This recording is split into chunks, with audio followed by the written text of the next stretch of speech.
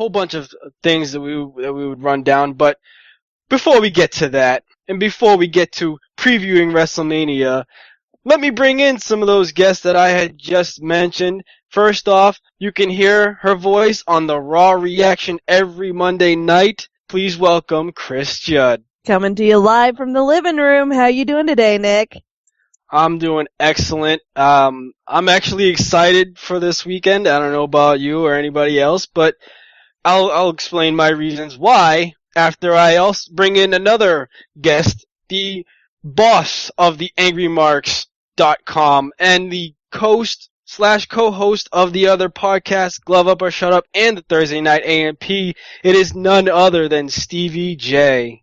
The coast? No, I'm not on the East Coast. I am not in the New Jersey, New York market. I am still out here in the Midwest because I covered Invicta Fights last night. What a show. How was that show? I didn't even get to see it. How did that turn out? Let me just say, women's MMA has never shined brighter than on the stage of the Star Pavilion at the Ameristar Casino. Those women were out there to show that they fight like girls and girls kick ass. Woohoo! And I'm sure we'll get to hear more of your report on Glove Up or Shut Up. So without further ado, stay tuned and So without further ado, let me bring in our final guest for the evening. He has been absent for a while, but then he returned for about a week on the Raw Reaction and on Thursday Night AMP. He is my former co-host from Ring the Bell. It is the one, the only, the Quintastic One. Ladies and gentlemen, welcome to the Showcase of the Immortals. You've just crossed into an Angry Marks portal. What you're about to hear is anything but normal, because the man has arrived that makes all the ladies hormonal. It is I, the Quintastic One. Another epic introduction from the Quintastic One. How you doing this evening? I'm doing pretty good, Nick. It's good to be here. Anytime, any place that you guys need me, I am here for the Angry Marks Podcast Network. And I say this evening because it is approaching that time of day on the East Coast. But Quint joining us all the way from the West Coast. Thank you for joining us this afternoon / evening, whatever time of day it is that you're listening to the show. So, Killer Kev is also on producing this show as he always does for AngryMarks.com. And I want to thank everybody for joining Jeff and myself this Saturday afternoon. You may hear this live on AngryMarks.com, whether on the site or in chat, or whether you're listening to us on the download via AngryMarks.com, iTunes, or Stitcher Radio. We thank you for tuning in. First off, before we start running down this WrestleMania card, I want to talk about a couple of other news items first, quickly before we get to that. I want to know everybody's opinions on how do you feel about Antonio Cesaro not being scheduled for WrestleMania to defend his United States Championship on the biggest show of all. Jeff, let me start with you. I'm annoyed by it. The Intercontinental Championship got screwed over yet again. It's on the pre-show. Antonio Cesaro has no feud, has no title match. He's just sitting in the back. Why? All your champions need to be at WrestleMania to prove a point as to why they're the champion or why they need to lose the championship or what have you. Him not being on the show kind of means they don't really care. Okay, Chris? You know, JBL said last night from WrestleMania Access, guys go their entire careers without ever making it to WrestleMania. But Antonio Cesaro is one of those guys that I think has really earned that WrestleMania shot. I mean, I don't like his character. You know, he's a tremendous heel, but he is a damn good wrestler, and I think he has really earned that spot. And I am sorely disappointed with the WWE for putting Fandango and Big E Langston on the card and leaving their United States champion out. Stevie, same question. I don't know if there's 100% certainty that he doesn't wind up in the pre-show. I've been listening to Wrestling Observer Radio, and they seem to think that with an entire hour to fill, there's no way that a Miz Barrett match alone can get the job done, because you don't want the crowd sitting on their hands watching video packages for 50 minutes. Yeah, I completely agree. Quint, let's get your reaction on it, and then we'll start with the rest of this podcast.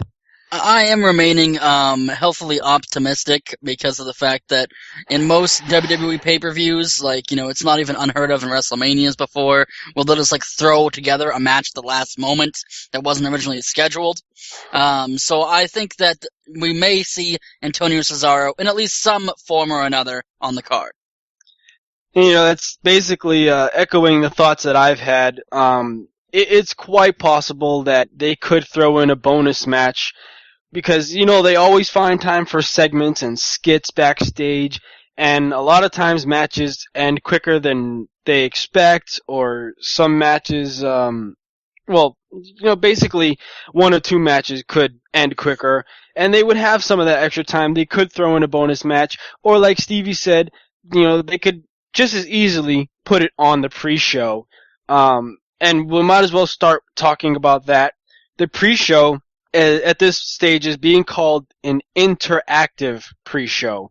What that means, I don't know. I have not, done any research on it, but I'm expecting to see a lot of tweets and touts and Facebook comments and all that other social media stuff that they like to plug. And the only match that's scheduled for this pre-show is Wade Barrett defending his Intercontinental Championship against The Miz.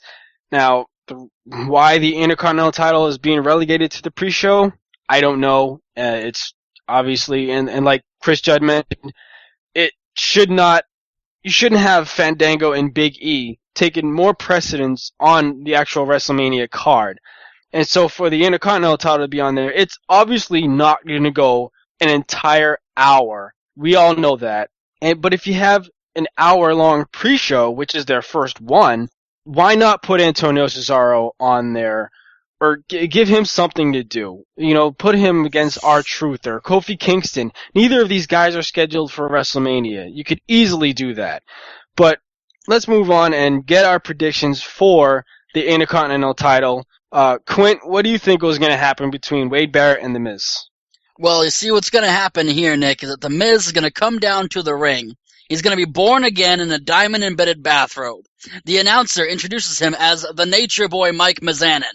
Wade Barrett sees this and then proceeds to channel the spirit energy of Bruiser Brody and Bullhammer elbows Miz in the next week. I would love to see that except for the whole robe part, but Stevie, what do you think is going to happen? It's a different story between what I want and what I'm going to get. What I want is a barrage. I would like to see him just go out there and destroy The Miz. But unfortunately, what I think will actually happen is The Miz will go over clean because they seem to think he's a hot babyface. I don't agree with that assessment, but I think they want a hot babyface win to open the card and to send a message to the people watching the pre-show that this is WrestleMania. Anything can happen. Titles will change. You watch the pre-show, this is a taste of what's to come. Yeah, I would agree with that. As we've all seen at SummerSlam, the United States title changed hands to Antonio Cesaro. But in regards to the Intercontinental title, Chris, what do you think will happen in this match? I think it's going to be an excellent opportunity for me to finish cooking dinner, and then I can clean the kitchen and maybe take out the trash, and then hopefully by the time I get done, WrestleMania will be ready to start. Because I really don't give a flying rat's ass about this match at all. There's been virtually no build-up, unlike some of these other matches where it's been build-up and build-up and build-up and build-up and hype and hype and hype and hype, and you just want to tell him, dude, shut up and fight. I haven't felt much of any build-up between Wade Barrett and The Miz. It's like, it's an afterthought. If the WWE doesn't care enough to hype the match, why should I care enough to watch? Yeah, I mean, you're not going to be the only one who's probably not going to pay attention to this, since it is the pre-show, and I'm pretty sure that doors to the arena will be opening around 6 p.m. Eastern, and fans will be filing in, and most of them are going to miss this match. But that's the risk that they run when it comes to having a 4-hour pay-per-view and a 1-hour pre-show. That not everybody's going to get there well before the pay-per-view starts. So, King J, what do you think will happen here? The Miz is going to win. I mean, the way that they've been booking this whole thing, is pretty clear that they want Miz to win and be the Intercontinental Champion. Me personally, I like Wade Barrett. I like the Miz. Miz doesn't really need another title right now. He, honest to God, doesn't. And Wade Barrett needs a push because they put him on TV and then they take him off and then they put him back on TV because that movie Dead Man Down was coming out. So they wanted him to push it on TV. So that was the only reason why he was on TV, and he has the Intercontinental Champion. And then they said, hey, The Miz is over. He has a movie coming out. Let's put him with him. It's stupid. The Miz should be doing something completely different. Wade Barrett should be feuding with somebody who actually deserves a title shot. I know people don't really like Bo Dallas, but it should have been Bo Dallas versus Wade Barrett. And in all honesty, the Intercontinental Championship match should be on the actual pay-per-view. It shouldn't be on the pre-show. Because that just goes to show, mid-card, we all know the mid-card championships WWE doesn't care about. But this just goes to show, they're like, oh, well, we need another match, so we'll just put this on the pre-show. It felt like one of those things. And it was so inconsistently booked as far as pushing the angle. Yeah, it really felt like it was thrown together, that the fact that these two guys are coming out with a movie, so let's push the movies as hard as possible and throw them in a match and in a feud together. And I'm going to agree with you, Jeff, that this is so poorly put together that Wade Barrett just needs to keep the title. The Miz doesn't need it, and it really is a slap in the face. What the fuck that this is on a pre-show? That other wrestlers should be on there. So, speaking of, let's get to the actual WrestleMania card and start from the bottom, basically. And Tons of Funk and the Funkadactyls take on Team Road Scholars and the Bella Twins in an 8-person mixed tag match that was so bad on TV that we had to get it on WrestleMania. I don't know why, but Chris, what's your prediction for this? Well, to put it bluntly, my prediction is a giant clusterfuck. I would be okay with Tons of Funk versus Team Road Scholars. I would be okay with the Funkadactyls versus the Bella Twins. But to make it a giant 8-person mixed tag match, that's lazy booking to me. That's, we don't want to bother with, trying to figure out something creative to do, so we're just going to throw darts at a board and throw this shit together and do whatever the fuck comes up. And it makes no sense to me at all that we would book this way. Yeah. Quint, let's go with you. Do you think this should be on the pre-show? Well, I do believe that this match, if it were to happen, should be on the pre-show, but for reasons involved with my big prediction that I've been shilling of what's going to change the face of professional wrestling, this match doesn't happen, and I'll explain why later. Okay. Stevie, what's your prediction for this clusterfuck? Come back to me in a minute. Who else hasn't predicted it yet? I still haven't made up my mind. Alright, King J, let's go with you. Funk is on a roll. Planet Funk wins. Because the way they've been booking it, the Bella Twins and Team Road Scholars have been picking up wins left and right, using underhanded tactics. It's about time that Planet Funk wins. In all honesty, as much as I love Cameron and Naomi, and I'm cool with Brodus and Tensai, and I like Cody, Damian, and the Bella Twins, this match should have been on the pre-show. And Wade Barrett versus The Miz should have been on the card. Yeah, I mean, I agree. In all honesty. And the crazy thing is, this match has no, actual, title implications. Nobody's become number one contender for any titles or anything like that. And this match has gotten more hype than a lot of the matches on the card.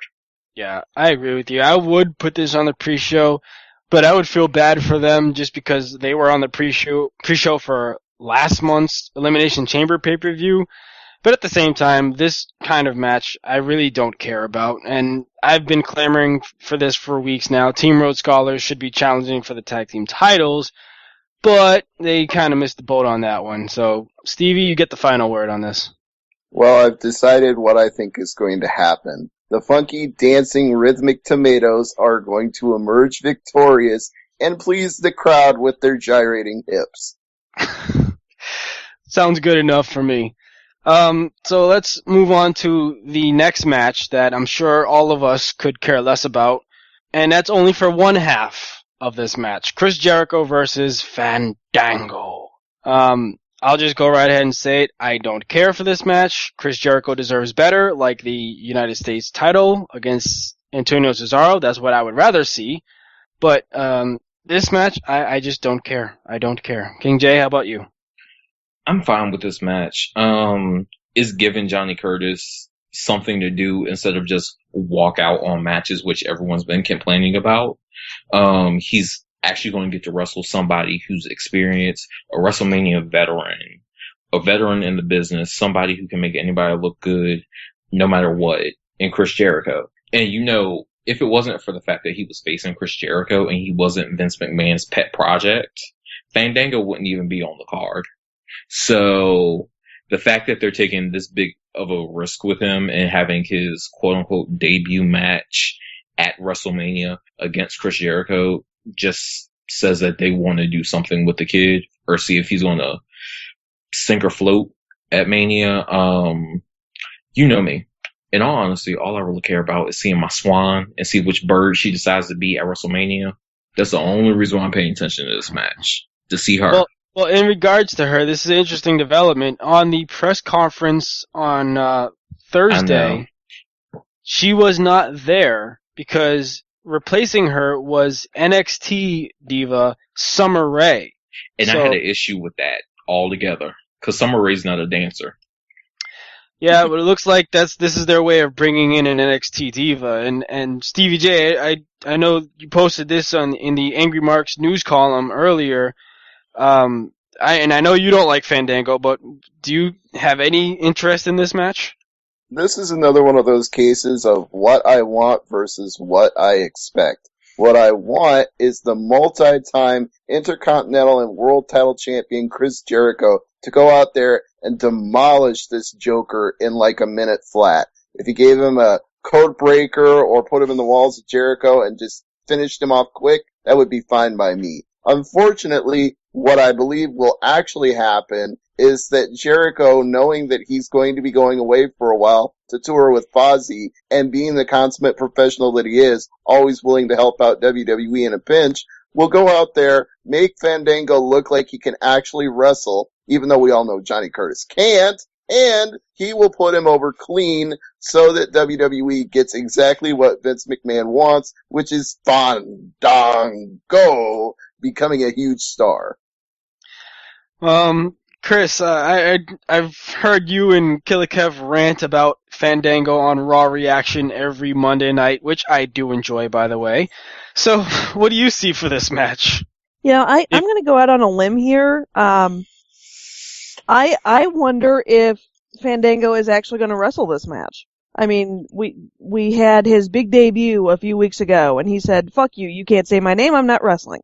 And then his big debut a few nights later, and he said, "Fuck you, you can't say my name, I'm not wrestling." And then his big debut a few nights later, and he said, "Fuck you, you can't say my name, I'm not wrestling." So I'm going to go out on a limb and say I don't know if he's actually going to show up and fucking wrestle. I mean, if they're going to throw him on the card and they're going to say this is a more valuable match than having our Intercontinental Champion or our United States Champion on the pay-per-view, if they're going to do that, I hope that, he's going to wrestle. I hope that, Chris Jericho, being the consummate professional that he is going to put him over because, we all know that Chris Jericho's not hanging around. He's got other fish to fry. But I'm going to be curious to see if this match actually goes off. That's very interesting. That actually does throw a curveball into everything, and I wouldn't mind that. So, Quint, what do you think about this? Well, this is my big reveal of my secret sources that have told me that this match will be the match on the card that changes the face of the WWE. And here's what happens. Chris Jericho has Fandango just about defeated, and then out of nowhere, 3MB Team Monster Mash. Disco Inferno and Alex Wright all run down to the ring. They beat the stuffing out of Chris Jericho. They reveal Fandango as the leader of their new stable named How the Emperor Got His Groove Back. And they proceed to run roughshod over the entire WWE roster for years to come. Oh my god, I can't stop laughing. Dude, what are you on? That is what will change the face of professional wrestling as we know it, people. Mark my words. I have sources. That is the most epic prediction I have ever heard anybody say. That is highly unlikely, but that is just epic right there. And like I said last week on the SmackDown Rundown, if WWE cannot make you excited for WrestleMania, we here at AngryMarks.com will do so. And just hearing everybody else's predictions, I don't like the character Fandango. Johnny Curtis, I could really care less about. But seeing what he can do in the ring with the top rope leg drop, I'm actually intrigued at what else he may be able to pull off. And Chris Jericho being who he is as just a top level performer, I just love watching Chris Jericho wrestle, no matter who it is, because like Stevie J mentioned, he can make anybody look good. He could probably make Fandango look good. And on a side note, I can't wait to see Chris Jericho when I go to the SmackDown taping this Tuesday. So, with that being said, let's move on to the next match of yet another guy that I'm sure the general consensus can agree does not belong at WrestleMania. Big E Langston teams up for his first match with Dolph Ziggler against Team Hell No, challenging them for the Tag Team Championship. And of course, AJ Lee will be ringside for her Ziggy and Big E. So, Stevie, I'll start with you. What's your prediction for the Tag Team title match? Team Hell No, Hell Yes. They retain the tag team titles. It's probably going to be switched sooner than later, but this is a good opportunity for them to give a babyface win since some of the heels are going to be winning later on, like I believe Dolph Ziggler will be doing when he cashes in his briefcase. So why have him hold two titles? Well, I wouldn't put it past them to put two titles on Ziggler. They've done it to The Miz plenty of times. Which is exactly why you don't do it. Fair enough. Chris, let's go with you. What's your prediction for this match? You know, much as I have said that Team Hell No needs to break up and move on to other things, this is not the time, and this is not the way. Dolph Ziggler still has that goddamn briefcase, and I agree with Stevie that I don't think they're going to put the tag titles on them because I think Ziggler's going to cash in that briefcase a lot sooner than probably anybody's guessing. I don't see Team Hell No dropping the belts at this point. Okay. Quint, as both Stevie and Chris have mentioned, Dolph Ziggler is Mr. Money in the Bank, and he has stated many times on Raw, SmackDown, and Main Event that he plans to cash it in anytime from then up until WrestleMania. It is now WrestleMania time. Do you think Ziggler is going to win the tag team titles or cash in for the World Heavyweight Championship or both? I don't think he's going to be cashing in at WrestleMania, and here's why. Because I believe that Big Ziggler wins this match after Dolph gets his butt kicked for 10 minutes, and then Big E Langston comes in and proceeds to destroy everyone in a single series of moves. This is what's going to lead up to the inevitable breakup of the group, as Big E realizes what every big strong enforcer from Batista to Ezekiel Jackson realizes that, hey, maybe I'm so strong that I don't need anybody but myself. Only to become another monster dancing fool babyface and end up costing Dolph Ziggler his actual Money in the Bank title shot whenever he cashes it in. So do you think that they're going to win the tag team titles though? Absolutely. It's going to be on the back of Big E Langston for sure. Okay. King J, what about you? This match is getting changed to a winner take all, cause Caitlin's getting involved. I just see that happening, and then because AJ's going to get involved, then Caitlin's going to run down to the ring to attack her, then Talon's going to be like, hey, you know what? Let's make this a winner-take-all match, player. And I'm going to be over him, because he's going to be out there in a loud, probably blue suit like he did last year at WrestleMania, and then I was just over it. And it's going to be a winner-take-all match. AJ's going to pin Caitlyn, and then they're going to have all the titles. And that's how that's going to happen. And Yeah, I'll be fine with it. that's an interesting caveat with Caitlyn and AJ, because that has been rumored, but I don't know. Now that you mention it, that does throw everything into perspective. I mean, I would be all for AJ being the Divas champion, but not like this. Because I've also been hearing that they want to, if they don't do their match at WrestleMania, then the next night on Raw they're going to do Caitlyn versus AJ for the Divas title. Just put it on WrestleMania and either let the child lose at WrestleMania, because it makes no sense for her to lose on Monday night, the next night. Just get it all done and out the way. Okay. I'm gonna go with what Chris said, that I've been, expecting Team Hell No to break up, but now is not the time. They need to win this. So, now let's get to the more important and more built up matches. Starting with Big Man versus Big Man. Mark Henry versus Ryback. Chris, do you have any interest in this match at all? I don't know. At first, when they were first booking this, I'm sitting there going, why? What the fuck does this do for anybody? But as time has gone on, I've become more and more interested in it. The weightlifting challenge last week on SmackDown just about killed it.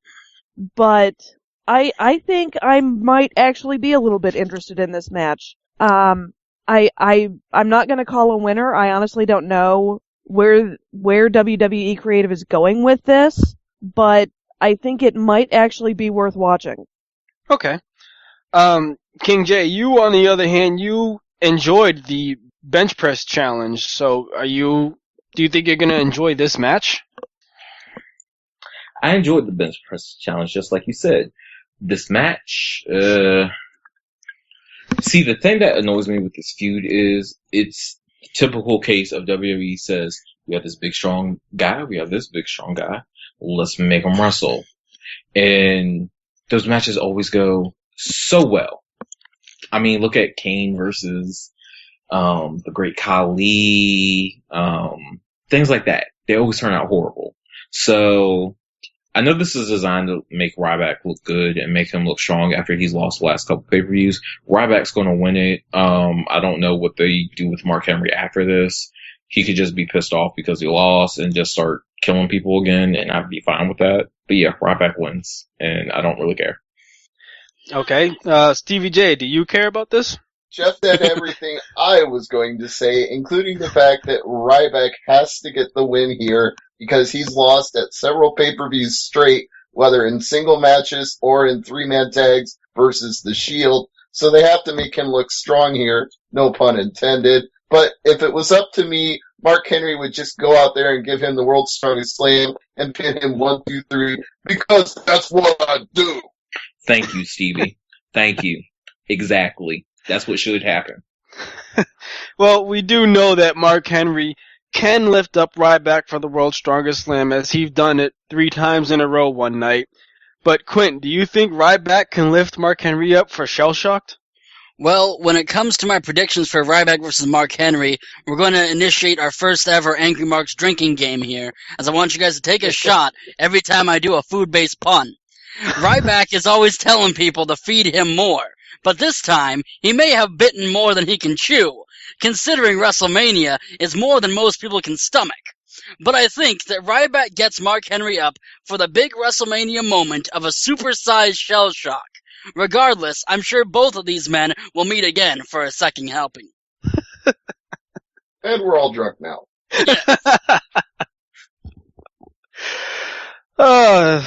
Alrighty then. And there's a little segue to drinking game pun for a Raw reaction. I was gonna say, wait a minute. We already have a drinking game. Alrighty then, and nod and smile. There you go. 2 freebies on me. Alright, I myself have no predictions for this match as well. I'm more interested to see if Ryback can and will do Shell Shock to Mark Henry. That's really the only thing I'm interested in this match. It all depends on his technique. He has to actually pick him up correctly. If he tries to do it like he's doing a suplex, he's going to botch it and he's going to drop him on his head. It's going to be another botch. Yeah, if it turns out to be like another Tensai situation, then it's not going to be the WrestleMania moment that he's going to be looking for. So, speaking of WrestleMania moments, let's see if the Shield would get theirs, because they take on Sheamus, Randy Orton, and Big Show. This is every member of the Shield's first WrestleMania, of course. As we all know, they debuted in November. But I'm personally excited to see what the Shield will bring to their match. Not just necessarily for the fact of how they're going to win the match, because I think that they need to lose their first match on WrestleMania. That way they come back weeks after stronger and more aggressive. But, that's just me. So, Stevie, what do you think will happen with this 6-man tag match? I have to say boo, because I do not agree that the Shield should lose at WrestleMania. You keep this faction strong for as long as you can. This is the first time they've debuted new guys and not immediately turn them into jokes. And every time, and they should keep on getting the win, mostly because of the fact that somebody on the babyface team is going to turn on his two partners, and that will most likely be Randy Orton. Yeah, and like you were saying, Stevie, this is where you were predicting something that you think should happen or other things that you want to happen. The Shield losing is what I think, what I want to happen, just to see if they come back stronger. But what I think should happen is, and King J and I have talked about this for a couple of weeks. Alright, let me get my official prediction. I think this is where Sheamus and Big Show, they act like they're getting along and then they finally don't. I think Big Show should just leave Randy Orton and Sheamus ringside to reestablish his heel side, so that, we don't need another babyface Big Show. We've already seen that. He's better off as a heel, better off as a dominant, strong heel. Big Show should just leave Randy Orton and Sheamus by themselves, and then let them two face off in a handicap match, and then midway towards the end, I think Randy Orton should just leave Sheamus. That way he turns heel, Sheamus stays face, and then he gets his ass kicked by the Shield. That's my official prediction. Chris, how about you? Yeah, sounds good. No, seriously, I really don't care. I don't think at all about this match. I am not a huge fan of the Shield. I don't like the 3-man quote unquote stable. I don't like the crappy cell phone video promos. I don't like that they still to this day, as of last night on SmackDown, feel the need to introduce themselves to us every time they show up. I mean, how strong of a stable are you? How strong of a character are you when you keep having to tell us who the hell you are? I don't care. That's a classic heel move. You're supposed to go out there and piss people off by saying who you are when you already know who they are. That's why every time Heyman cuts a promo, he says, "My name is Paul Heyman." Dude, we all know who the fuck you are. A fat ass wolf. To me, it's just it's over dramatic overkill. I guess really I'll go with, Big Show's gonna turn and then Orton's gonna turn. I mean, Big Show's not turning heel, he is a heel. He's just gonna go back to being a heel instead of being all fakey, namby-pamby, we can be friends so we can beat these guys up. Orton as a heel really works for me, so I'll just go with what Nick said and leave it at that. Okay, King J, I know you have your own thoughts and predictions that you brought up last week, but why don't you reimburse that? Alright, for everybody who's been confused about this whole thing, this is what happens. Roman, Big Show, they're rolling on outside. Roman spears the Big Show through the barricade. Big Show's done. Randy Orton and Sheamus are left. Sheamus is about to get the win for the team. Randy turns around, RKO's him, he walks off. Shield gets the win. Done, move on. Sheamus goes to feud with Randy Orton for turning on him. The Big Show just goes and be angry wherever. Angry, 7 feet tall, grizzly bears who wear army camo. do, and then Ryback goes back to feud with Shield. I don't know. I ain't thought about what happens after the fact with the Shield, but yeah, that works for me. Yeah, I can't predict anything for the Shield to do next, but maybe Quint can. So what's your prediction on this? Well, what ends up happening with this match is that Shawn Michaels will come out in his hunting gear and an elephant rifle. Clearly delusional after spending the last 72 hours playing Monster Hunter 3 Ultimate with no sleep. He knows Randy Orton is known as the Apex Predator, so he shoots him down. Then, upon seeing the world's largest athlete, he knows he can get 2 for the price of 1 and shoots him as well. From there, it's 3-on-1 of Shield versus Sheamus as security escorts HBK out of the arena. And Sheamus proceeds to destroy them all because I'm a Sheamus mark, and I never bet against Sheamus. Dude, seriously, what are you on? And are you sharing? Oh, like I said, epic Reyes from Quintastic One. It's really HBK in his hunting gear. Oh man. Oh well, we have a guest in the Angry Marks chat room that actually gave their own prediction, saying that they think that Orton and Sheamus have some unfinished business with each other from last year, which is, hence why I would believe Orton would leave Sheamus by himself in their match. So I think, and I don't understand the whole Orton heel turn. I think he's fine as a face. I'll just say that right now. He plays up the crowd, and they really cheer their heads off for him. Not to use all these cliche phrases all the time, but they do. They really love him. So I don't know. I don't know what a heel turn would accomplish for him, except having another heel on the roster. But he just wants to be a heel so bad that he rants about it on Twitter, so I've heard. Yeah. But I mean, he always, WWE needs a lot more top baby faces. That's the problem. The thing is with Orton, people are going to cheer for the RKO whether he's a face or a heel, so let him be what he wants. Yeah. Exactly. It's not like it's going to stop people from buying his merchandise. Oh, hell no. Last time he was a heel, I bought 3 Age of Orton shirts. Well, there you go. Doesn't really matter if Orton is a heel or a face. People are still going to cheer for him, still going to buy his merchandise, still going to pose the way he does on a turnbuckle, no matter what. That's just how it is. So now we're finally at the top 4 main event matches for WrestleMania. What, you mean Fandango isn't in the top 4? Oh my god. Only in Vince McMahon's mind. And that's a dark place to be. Just saying. Well, Triple H is in a dark place right now because he puts his career on the line in a no-holds-barred match against Brock Lesnar. Quint, let's start with you. What do you see going down for this match here? And not to mention, Paul Heyman will be in Brock's corner while Shawn Michaels will be in Triple H's corner. Well, look, we all know that Brock Lesnar is an animal. He's an absolute beast. Which is why Shawn Michaels comes back in through the crowd, covered now in a stealthy ghillie suit, thinking this prevents security from noticing him. He's one achievement away from 100% completion of the Monster Hunter 3 game, and that is why he shoots Brock Lesnar in the middle of the match. But before security can catch him, he bags Paul Heyman as well, because he needs more walrus skins for a new weapon he's been crafting. Triple H then gives him a round of applause and says, "Game over, Shawn Michaels. Game over." Oh. Oh my god. Wow. Road. Alright, that's it. I'm done. I got nothing else. Game over, man. Game over. How about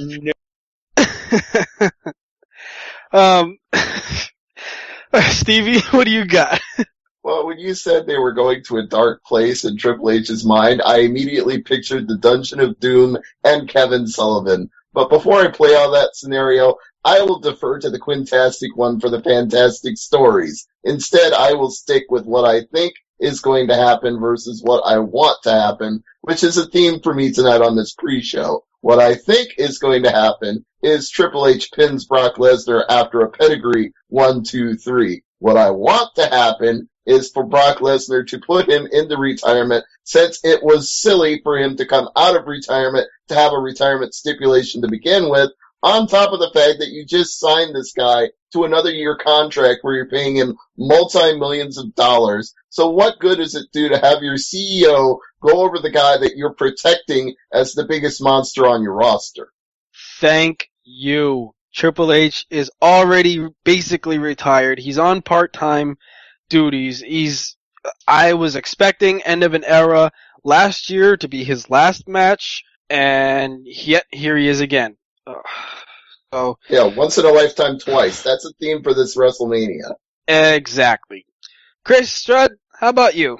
I'm basically going to go with what Stevie said. I love Triple H. I have always loved Triple H. I've always been a huge Triple H mark. But last year when he gave his big, I think I'm done speech, I sat there in tears thinking, hey, he's done. It's the end of an era. Okay, that's it. And now he's back out of retirement so that he can retire again, so that the guy that they just signed to another contract can go over. Just fuck you. Just fuck you. Quit screwing with people's emotions like that. Either retire and be done with it, or get your ass back into the ring full time, make up your goddamn mind, and stick to it. If you're gonna retire, fucking retire. And if I could just add one thing really quick, stop kicking Wade Barrett in the balls just to make yourself look cool. Do you have to come out there and bury every mid-carder just to prove you're unretired? Stop it. No, he had to bury the mid-card just to remind people that he is Hunter the Barbarian. Yeah, Hunter the Merciless, more like. Burying mid-carders, one monster on or three at a time. So, King J, what's your prediction, if you've even got one for this match? We have Elmer Fudd, a snapping turtle, Wally Walrus, and Beaky Buzzard all involved in one match. Dude, what are you on? I'm sharing with King I was watching J. Looney Tunes a couple days ago. Damn it, Quint. Why are you only sharing with King J? Pour out some more of that quintastic juice. King J's always got the name game going. Look, I was watching Looney Tunes the other day. So, I'm on the Looney Tunes kick, okay? But yeah, we have all of them involved in this thing that I didn't care about at SummerSlam last year. I didn't care when Shawn Michaels got his arm, quote unquote, broken. I don't care that Triple H is wrestling another match because end of the era. The era ended. You lost. Go away. And in all honesty, if Triple H loses this I must retire match, do we really think Triple H isn't going to wrestle another match like a year from now when he thinks people have forgotten about this match? Probably, because, last year was, quote unquote, end of an era, meaning that we were done seeing Undertaker in the ring, we were done seeing Triple H in the ring, we were done seeing Shawn Michaels in the ring, yet Shawn Michaels is not necessarily in the ring, but he's going to be ringside with Triple H in his match, and same deal goes for The Undertaker, when we thought that 20-0 would be his last, which is a great number to go out on. We don't need any more Undertaker matches. We all love Undertaker, but he does not need to wrestle another match. Yet here he is facing CM Punk at WrestleMania, and again, looks like Paul Heyman will be ringside for this match as well.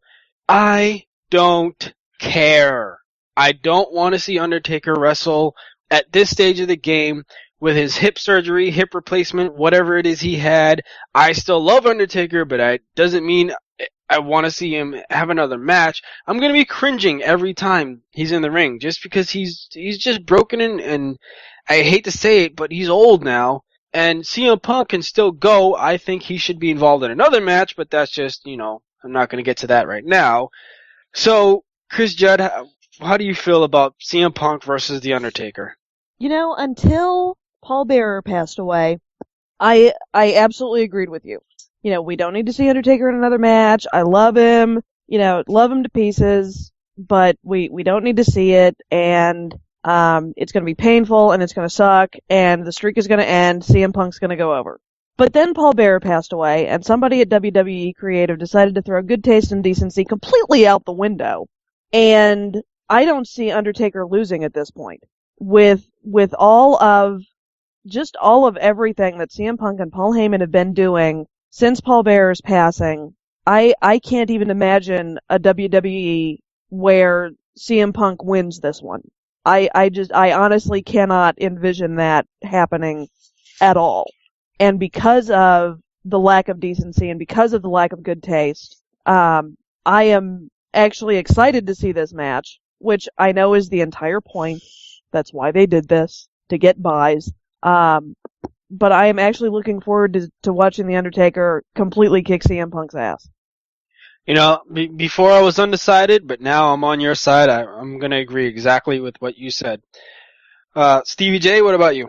Well, look, we don't want to piss and moan all the time, even though we are angry marks. You know, we can all say that we know Undertaker's streak isn't going to end. It never does. No matter how much JR tries to sell it on Twitter, along with his barbecue sauce, we're all fully aware that Undertaker is never going to face his most formidable threat ever, or whatever.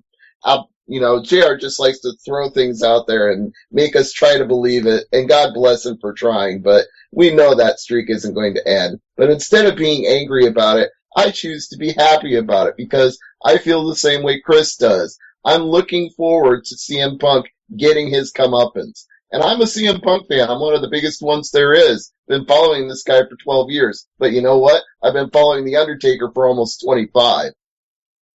Okay, no, it seems to be general consensus that we all want to see CM Punk get his ass kicked for his actions, in regarding the urn. So, King J, how do you feel about it? Did we lose Jeff? I guess I've been fine with the way that they're booking the angle. I'm fine with everything that they've done up until this point. Undertaker's the reason why I got into wrestling. He was the first person I saw. He scared the crap out of me, but I kept wanting to watch to see what he did next.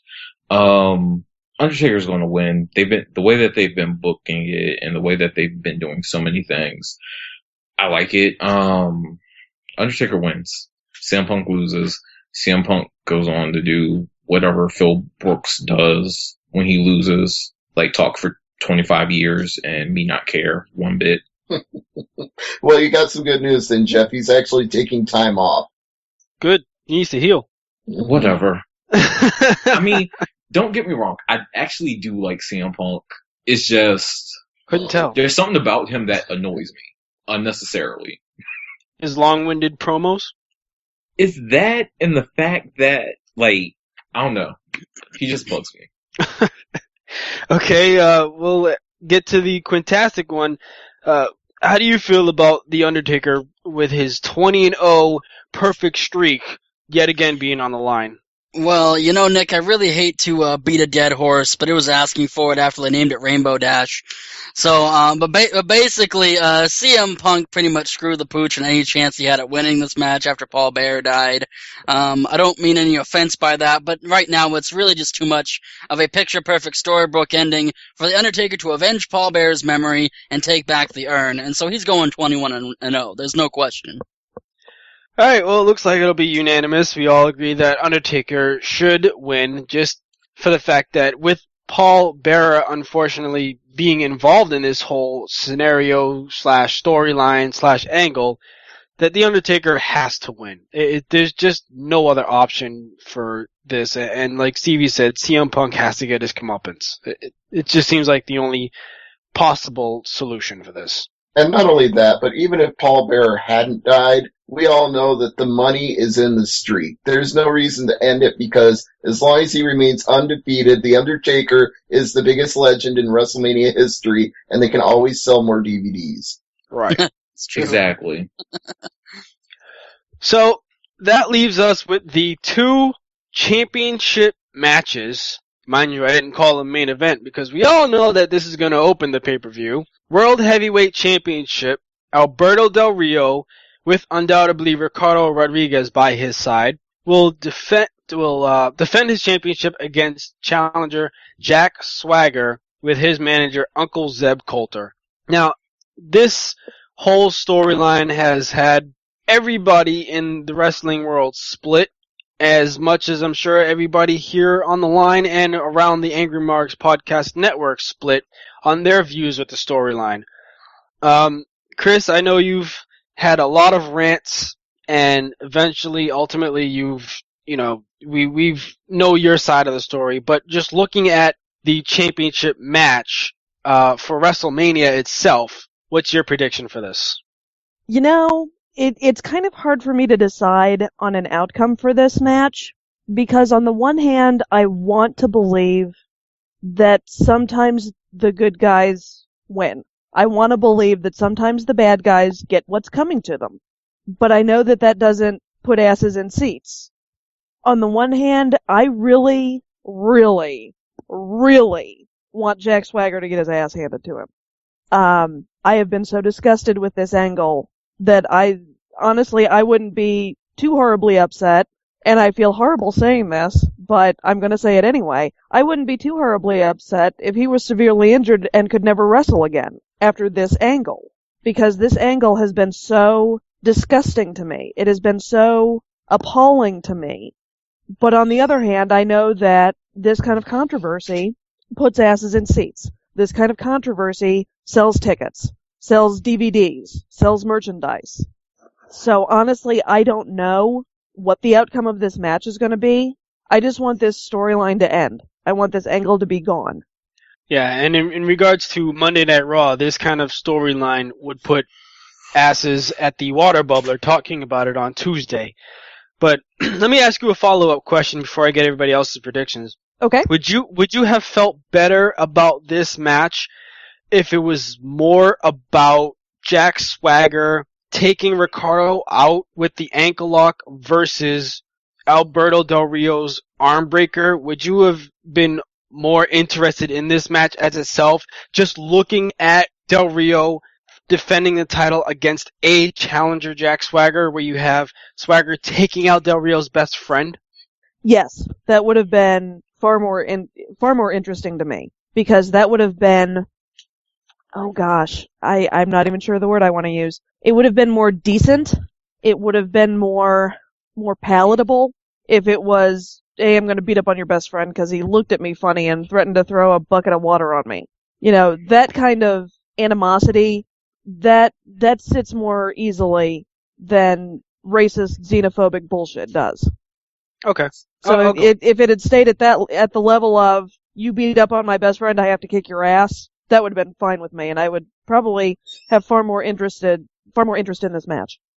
All right, I'll go with that, because me myself, I was basically on the same side, but at the same time, I like how Jack Swagger is developing his promo skills, and I hate to say it that it's because of this angle that he's done so, but I was a lot more intrigued in this match when Swagger took out Ricardo Rodriguez and kayfabe / TV angle broke Ricardo's ankle. That's when I actually became more interested, because Del Rio had more aggression. He was finally getting his hands on Swagger, beating him up, trying to put him in the cross arm breaker. Swagger just kept scurrying away. So in that regards, I've been more interested in this match. Stevie J, how about you? What do you see for this match? To borrow a word from Chris Judd, appalling would describe how I feel, but not about the xenophobia. Appalling is how I feel about how little this angle has gotten over. It's appalling that they waste 10 minutes of time on Raw and SmackDown each week when the crowd just sits there on their hands, not caring. Maybe if we all lived on the New Mexico border or the Arizona border, we'd all feel a little more passionate about this on one side or the other. But most of us live in places like Boston and Omaha, where this really isn't a problem. So it's hard to relate to this angle where Zeb Coulter and Jack Swagger want to close the border and keep Americans for America, and yet it's not a problem when most of us would rather have Mexicans in our community because they make better tacos than we do. I'll have to agree with you there. Quint, let me ask you, who do you see winning this match? Del Rio for Mexico or Jack Swagger for America? Well, there's a lot of swerves that are going to be happening in this match for sure, Nick. At the last moment, for instance, we're going to have Glenn Beck announced as a special guest referee of this match. He comes out, he's going to try to cheat for Jack Swagger, and then he gets laid out accidentally in the middle of the match. From there, Geraldo Rivera comes out and tries to cheat for Del Rio and gets knocked out himself. Finally, Bill O'Reilly comes down to the ring and knocks out Jack Swagger with a sack of all the unsold copies of Killing Lincoln, and Alberto Del Rio wins the match, setting the stage for a Fox News Battle Royale next year at WrestleMania 30. Wow. Wow. I would have accepted Rey Mysterio and Sin Cara to attack Jack Swagger, but you just took it a whole nother level. Actually give a prediction. I'm going to actually go with Jack Swagger winning the title, not because I think it's the good way to go, but because, again, Vince McMahon is really hot for this idea. So like Fandango, what Vince wants, Vince gets. Okay. Yeah, I'll go with that. And King Jane, what about you? I like this angle. I like the way that it's gone. The only thing I had an issue with this entire angle was the Del Rio portion of it, where he was sitting there talking about how he was born in Mexico and made in America. Fool, you only been wrestling in America for 2 years. Well, why are you made all of a sudden? The problem the with mob. that He's a made man. He got made by the mob. The problem I see with Del Rio's promo saying that he was born in Mexico, made in America, is his tattoo on his back that says Hecho en Mexico. Translation, made in Mexico. So, he doesn't even know. Yeah, I'm not a part of it, but my wife is a quarter Mexican, so I think most people of Mexican descent living in America don't want to be told they're made in America. They're actually proud of being Mexican. So he's actually pissing off his Hispanic fans by saying that. exactly.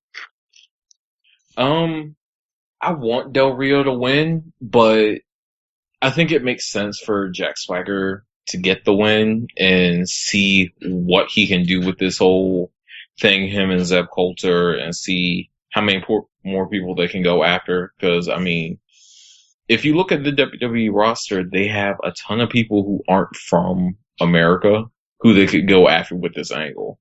And it might have a slightly better chance of getting over on a different person. Yeah, I mean, I listen, Jack Swagger and Zeb Coulter, whether you like them or dislike them, whether you like the angle or not, they have had much better promos than Alberto Del Rio. And Jack Swagger has gotten pushed a lot more than Del Rio has. And I just see that Swagger is going to win the title, whether at WrestleMania or, say, Del Rio wins WrestleMania and then Jack Swagger wins at Extreme Rules. I think this match should be booked as submission versus submission, since these two guys are in the rare class of having a submission as a finisher. Yeah, that's true. The other thing, Jack Swagger's come a long way. From the kid who for some reason liked to yell on ECW, to the All-American American, to being Vicky's little errand boy who always lost every match, to not being booked at all. He's come a long way. Yeah, and especially the fact that he is a former WWECW champion and a former World Heavyweight champion, and the fact that he's come back since his hiatus even stronger by winning the Elimination Chamber, his first ever, by the way, to be in the one of the quote-unquote main events of WrestleMania. It only makes sense for him to win. I would have much rather appreciate this match more if it wasn't for the whole xenophobic angle, if it was only for the title, because title matches don't always necessarily need a storyline attached to it. Yeah, that's true. Steve, you sound like you're about to say.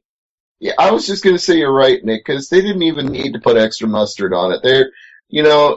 It's a typical sign of the creative department trying to be overly creative. Like, we got to get people extra interested in it. No, you're right. It could have just been submission versus submission. It could have been an MMA style match. You could have even erected a cage around the ring and said, whoever taps out first wins the world title. Why not? And when's the last time we've honestly had a submission match in WWE? I know, it's been ages. Honestly, the last official one I can remember is not even the Breaking Point pay-per-view. I will go as far as saying the last real submission match we had was John Cena versus Chris Masters, and that was the night John Cena had developed the STF. You might be right, but the real shame of the whole thing is just that Jack Swagger deserves, on the merit of his ability alone, to be in this position, but he's saddled with all this other stuff. Yeah. Because, I mean, if you look at some of the other matches on the card, where you have, like, Mark Henry versus Ryback, they just want to destroy each other. And people are buying into that. Sometimes you just need a simple, you think you're good, I think I'm better. We're going to duke this out and see who lands on top. Yeah, works. It works in fighting. It can work in wrestling too. Right. All we need is one simple dynamic. You have this, I have that. It's a good dichotomy. Let's fight. Amen. So, now that that's out of the way, let's get to the main event of WrestleMania, the true main event, because we all know this is going to be the actual main event. The WWE Championship. John Cena versus the WWE Champion, The Rock, in a twice-in-a-lifetime match, since obviously once wasn't enough. I'll start right by saying I have no prediction for this match, just because of all the factors that are going around in it. The Rock has been advertised, and then not advertised, and then locally advertised at being at Extreme Rules, the next pay-per-view. So I think that might be some of WWE's plan to maybe swerve the marks into thinking that maybe he could retain. At the same time, John Cena does not need to win the title. He's already the record holder at 10 WWE title reigns. So I really don't have a prediction for this, and I've done this each year in previewing some of WrestleMania's cards. There's at least one match on the card that I can honestly say I cannot pick a winner. Chris, how about you? I think I'm going to go with your take on this one. There is so much going on surrounding this booking. There are so many different factors. I'm going to go with Too Close to Call. I'm looking forward to the match. These guys both put on good matches. I think the promos have been really well done. Most of them have been, far and away above the level of, hey, yo mama, which I was very grateful for. I'm not a big fan of yo mama level humor. I'm looking forward to the match. Not going to call it. Okay, Quint, what's your wacky take on this? Well, when it comes to wacky for this prediction, this is more of a throwback, because I see it going down like this. John Cena is going to throw everything he can at The Rock, but he's not going to be able to put him down. He's going to hit him with the attitude adjustment, his STF, the avalanche variation of the attitude adjustment. He'll even use the rock bottom, but nothing's going to work. When suddenly, John Laurinaitis comes out, and they reenact the ending of WrestleMania 17 when he hands John Cena a steel chair, and John proceeds to beat the hell out of The Rock 30 times with the chair until he stops moving, and then Cena wins the championship, officially becoming the most hated man in the WWE by aligning himself with John Laurinaitis. I believe that is, no offense, the most sense you have ever made on these predictions. I can totally see that happening, since John Laurinaitis did show up on SmackDown last week, and that makes a lot of sense. If they were to turn John Cena heel, that would be the best way to do it. You'll be thanking me once the Emperor, how the Emperor got his groove back, is showing up on Monday Night Raw. Oh, Lord. Dude, why would you do that to me? Does Raw not suck enough as it is? Really? I mean, he could have went ahead and said how Stella got a groove back. No, his Emperor's New Groove, I think, is referring to Fandango and the Funkers and all that. Alex Wright and those guys. No, we don't need any references to Alex Wright. All I know is when I hear the Emperor's New Groove, I think of a talking llama. Exactly. Yeah. Isn't that really just what Fandango is in the first place? No, Fandango is a dancing vagina, dear. You missed that discourse on the Raw reaction. I'm afraid I did. I Yeah, also missed the Raw Reaction drinking game, so I mean, I'm 2 for 2 right now. That's okay. I'll forgive you if you start sharing whatever the hell it is you're on today. I'll meet you on Raw and I'll share some. Sounds good. Alright, King J, what's your prediction for Cena versus The Rock? I'm torn. I'm really torn about this. Part of me could care less. Part of me wants The Rock to win, just so John Cena loses again. And then John Cena can go on about his life. And then the other part of me is like, okay, let John Cena win, and then The Rock can go on, get his rematch, and then move on with the rest of his life again. And then the fanboys can be all mad because John Cena got another title reign. People, he's the face of the company. He can win whenever he wants to win. So get over that. But in all honesty, I'm fine with either one of them winning. It doesn't bother me one way or the other. If The Rock wins, then he'll either lose it at Extreme Rules, I think it's the next pay-per-view, or they'll stop doing that whole quote-unquote 30-day rule thing that they haven't really acknowledged in the longest time. And he just pops up when he wants to defend the belt. Or have John Cena win it at Extreme Rules. I don't know.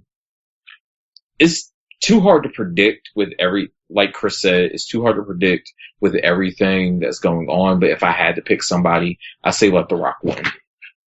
Okay, Stevie J, I'll let you get the final prediction. Do you have your if-case scenarios of what should happen or who you want to win?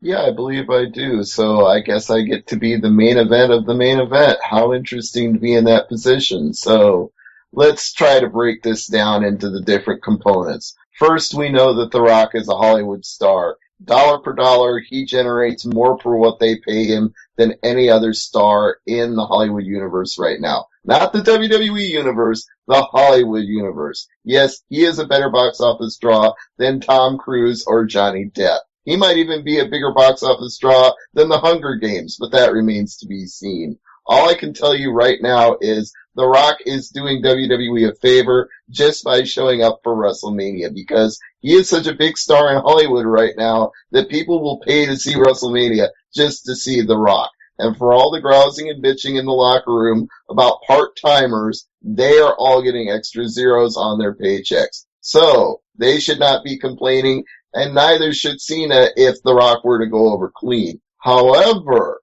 the thing we all have to keep in mind here is that The Rock is going to go film Hercules and probably 10 other movies. He's probably got Men in Black 4 and G.I. Joe 3 and Fast and Furious 7 and God knows what else because The Rock is the king of sequels and has said so himself. He makes every sequel better. So, if he's going to be out filming all these movies and there's no 30-day rule to consider, it's just pop up whenever you want to defend it, even at that, they're still not going to want a champion that's never on the program. They want to use a champion when they go on house shows, and The Rock only shows up for house shows this time of year when they're building up to WrestleMania, and then really not even those. On rare occasions he does a house show. Mostly he just does TV. Oh wait, he doesn't even do all of those. I'm starting to sound like Frank Vaughn here. No, I'm not holding it against The Rock. I already said I'm happy with him being here. It's great that he chooses to come back to WWE. He still has passion for wrestling. He loves it, and it benefits everybody, so it's all for the good. And what's all for the good really is WWE selling more t-shirts, action figures, DVDs, and posters, and John Cena is, pun intended, their poster boy. So, if you put The Rock over, great. That's what we all want because we love the Brahma Bull. Most of us on this podcast have been fans of his for years, and we think it's fun seeing The Rock do the rock bottom and the people's elbow and the spine buster and everything else that The Rock does so well. But The Rock has Hollywood, Cena has the WWE universe, and there's really nobody else for The Rock to have face him, and there's nowhere else for Cena to go if he loses again to The Rock at WrestleMania. Because he is their poster boy, he goes over clean. I will definitely go with that. Like you mentioned, The Rock is a busy man in Hollywood. He has 4 movies that are out either now or going to be out by the summer currently he has out Snitch. Pain and Gain is now just getting released. G.I. Joe 2 is out. He's got Fast 6 that's just about to be released. He's working on Hercules. I mean, what time would he have if he were to retain the WWE Championship? He doesn't. And that's just exactly it. I would have rather this have been a triple threat match. Rock, Cena, Punk. That way, Punk, CM Punk gets to be in the WWE title match in the main event of WrestleMania, which I think he's still yet to have done. John Cena could win the title over Punk and not pin The Rock. Rock doesn't lose the title. I don't see The Rock retaining this at all, no matter what anyways, because 30-day rule or not, I think, I'll say he doesn't need to have the belt after WrestleMania. Like I mentioned on Tuesday Night AMP earlier this week when I was guest co-hosting with Frank, I threw out the option that maybe The Rock wins and retires, leaving the belt to be vacant. That would shake things up. That would make things more interesting for me. That would make me believe that anybody could win this. But I just don't care about this match. I hope it's a really good match, and I expect it to be, but I just have no prediction on who would actually win. So, that, I believe, is going to do it. We'll see what's going to happen at WrestleMania. We know that the most important thing that happens at WrestleMania is the storylines that come out of it leading into Monday Night Raw. So speaking of Raw, let's get to Chris Judd for her last words and plugging the Raw reaction. Well, why do I have to plug it? You just did. Let's see, last words. I have not yet begun to fight. No, wait, that's the wrong last words. Overall, I'm looking forward to WrestleMania. I think we're going to get some good matches. I think it's going to be interesting to see where some of these stories go, especially Fandango, Team Hell No, Big E and Dolph Ziggler. I'm very much looking forward to the Jack Swagger, xenophobic, racist jackass angle being killed. It's going to be interesting to see what happens with CM Punk after this, where John Cena's going after this, where Sheamus is going after this. Because a lot of these matches are the culmination of, months and months and months and months of build and build and build and build. And now we're at the pinnacle, and then everything blows up and we all start over and the creative team pulls out the dartboard again. So I think it's going to be interesting to see, where Monday Night Raw goes. Join us in the chat room at AngryMarks.com/chat. Raw starts at 8 Eastern, so we're all going to be there. And stay tuned afterwards for the Raw reaction, where I'll be coming to you live from an undisclosed location, and joined as always by my fantastic co-host, our producer, Killer Kev. Alright, hey, as much as I can't wait for WrestleMania, I also can't wait for Monday Night Raw after and the Raw reaction to hear all of your thoughts on it. And speaking of WrestleMania, I believe that not only are we doing this preview show, but we also will be having a post-show. Is that correct, Stevie?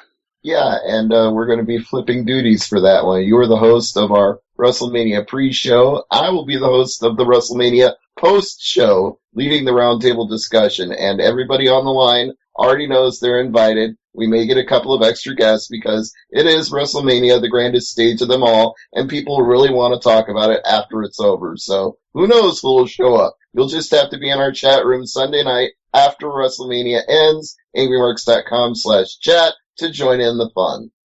Awesome. I hope to be there for that. I'll be traveling from family after WrestleMania is over, so whether I'll be on the show or in the chat room, I will definitely be tuning in. Quintastic One, thank you for joining us this afternoon. Had a great laugh, everything that we've said, we've predicted, but now it is time for the Quintastic One's last words. Well, ladies and gentlemen, it has been a pleasure working with you guys today. It always is a pleasure listening in on the Angry Marks Podcast Network. You really gotta be here, people. If you're listening in on the download, then make sure you tune in live, not only for the post-show at WrestleMania, but also the Raw reaction with Killer Kev and Chris Judd, because after all, you know what you are gonna want to hear of all the epic ranting that could possibly be going on after the fallout of those two shows. And with that, until next time, stay just Quintastic. Awesome. And you just heard Quintastic mention the other podcasts on the network. So let me run down the rest of them. Of course, the Raw reaction with Chris Judd and Killer Kev. Tuesday night is the Tuesday Night AMP with Frank Vaughn, and Sierra is his normal co-host, but I think she's still in the process of taking some time off. So tune in for a special guest that you're just going to have to tune in to find out. On Wednesday night, it's Glove Up or Shut Up with Peter H. and Stevie J. I'm sure to talk about Invicta and all the other mixed martial arts that will be going on this weekend, next weekend, and everything else coming up. So if your fix is mixed martial arts, make sure you tune into that. Also, those two gentlemen will return the next night for the Thursday night AMP, which I'm sure Peter H., he could not join us tonight, but I'm pretty sure he'll have his thoughts on WrestleMania and his feelings on how the storylines went down thereafter from Monday Night Raw as well. And don't forget, stay in the Angry Marks chat room after the show, because Seth Draken and Mike Poulin will be having their Impact Implosion podcast talking about TNA. So if TNA is your fix, that's the show for you. And don't forget all the other podcasts and affiliates of the Angry Marks Podcast Network, like Over the Top and the O Show. We always have shows from each of those each week, so make sure if those are your fixes as well, make sure you tune into those. And join us next Saturday afternoon for the SmackDown Rundown with myself and my co-host King J, and I'll bring King J in now to get his final thoughts. WrestleMania, please don't suck.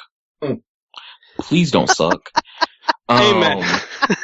Please let there be a lot of traffic so Diddy doesn't show up at WrestleMania, because if he sings "Hello, how are you?" or "I'm coming home one more time, I'm gonna lose my mind." He retired, let it go. Dirty Money don't exist no more. The Kaleidoscope chick disappeared. Dawn Richards is doing her own thing. Just stop with the music. Just go charge people $5 million for Sean John that don't know about to wear no more. They stopped wearing that in 2007. Why don't we just send Ron Simmons out to interrupt the concert and say, "Damn"? I'm fine with Something. Or give Kane a lighter to set something on fire. Something. I like that. Look, here's a perfect prediction. Kane's mad because he lost the tag team titles. So he go out there and burn Diddy's stage down. And no more Diddy. What else? Yeah. WrestleMania, please don't suck. And I just want to see my Swan. I want to see Cameron and Naomi and Nikki Bella. The other Bella, Brie, can stay home. But yeah, that's it. There you go. The only thing I will be looking forward to with Diddy's performance is that I heard Skylar Grey will be out there performing with him. So that's what I'll be looking forward to. I love Skylar Grey. Yeah, she sings some good choruses from the likes of Eminem and Lupe Fiasco and Dr. Dre, and she even has her own singles out. You need to go check her out, and that's the only thing I'll be looking forward to with Diddy's performance. So, with that being said, make sure you check out all our podcasts on AngryMarks.com, on iTunes, keyword Angry Marks, or for the Stitcher app on your smartphone. We are everywhere. There's no way that you can't find us. So with that being said, for all of our great guests here on this WrestleMania pre-show, and for Killer Kev holding it down in the producing studio, make sure you tune in to all the podcasts. Make sure you read all our articles on AngryMarks.com.